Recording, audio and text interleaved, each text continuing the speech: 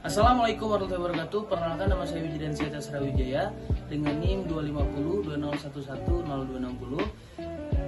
Fakultas Syariah, Program Studi Hukum Keluarga Islam, mata kuliah Studi Quran dan Hadis. Pada kesempatan kali ini saya akan membacakan hadis diriwayatkan dari Abu Hurairah bahwa Nabi Muhammad bersabda, "Saya memperingatkan kaum muslim agar menjauhi berbagai perilaku negatif dan memelihara ukhuwah Islam atau persaudaraan." Dengan cara apa? Dengan cara tidak adanya suudzon satu sama lain, tidak ada prasangka buruk satu sama lain.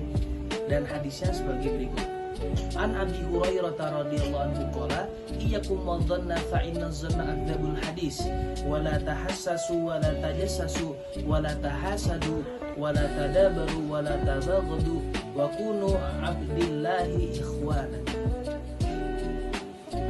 Hadis ini diriwayatkan dalam Sahih Al-Bukhari dalam nomor hadis 6226 dan versi serupa dalam berbagai nomor. Disebutkan juga dari Musa bin Ismail Wahib ibnu Tawus dari ayahnya dari Abu Hurairah radhiyallahu anhu. Juga diriwayatkan juga dalam Sahih Muslim nomor 4646 melalui jalur Yahya bin Yahya dalam kitab Al-Muwatta' Malik. Dan untuk matanya, teks hadis ini adalah seperti yang ada di saya bacakan tadi. Secara garis besar berbunyi, "Jauhilah prasangka karena sesungguhnya prasangka itu adalah perkataan dusta, yang paling dusta. Jangan saling mencaci maki, jangan mencari kesalahan, jangan saling memata-matai, jangan saling dengki, dan jangan saling membenci. Jangan saling memutuskan hubungan, dan jadilah kalian hamba-hamba Allah yang bersaudara." Dan terjemahan hadis ini berbunyi, dalam terjemahan bebas ke bahasa Indonesia, hadis ini dapat dikaitkan, "Wahai kalian, hindarilah prasangka buruk karena prasangka adalah ucapan yang paling dusta. Janganlah kalian mencari-cari kesalahan saudaramu, dan janganlah saling mengintip atau memata-matai satu sama lain. Jangan saling dengki, jangan saling membenci atau memutus hubungan, tetapi jadilah kalian sebagai hamba-hamba Allah yang bersaudara."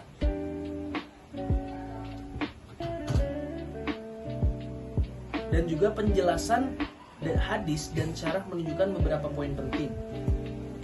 Yang pertama, larangan berprasangka buruk atau zon yang tadi sudah disebutkan. Fa inna dzanna akdzabul hadis. Nah, kalimat zon di sini karena prasangka bisa menjadi awal kebohongan dari fitnah. Seseorang bisa berburuk sangka terhadap saudara muslim tanpa bukti, dan itu mengandung dosa. Yang kedua, larangan mencari aib atau memata-matai, tajassasu wala tahassasu. Tajassasu dan tahassasu di sini artinya Islam melarang kita menggali kekurangan orang lain tanpa hak, dan itu bisa merusak kehormatan dan bisa memicu permusuhan. Yang ketiga, larangan dengki iri. Persaingan tidak sehat, al-hasad tafaddur munafasa tahasud. Yang tadi ada di hadis yang saya sebutkan, tahasud di sini artinya semua perilaku tersebut mengancam persaudaraan dan kedamaian di antara muslim.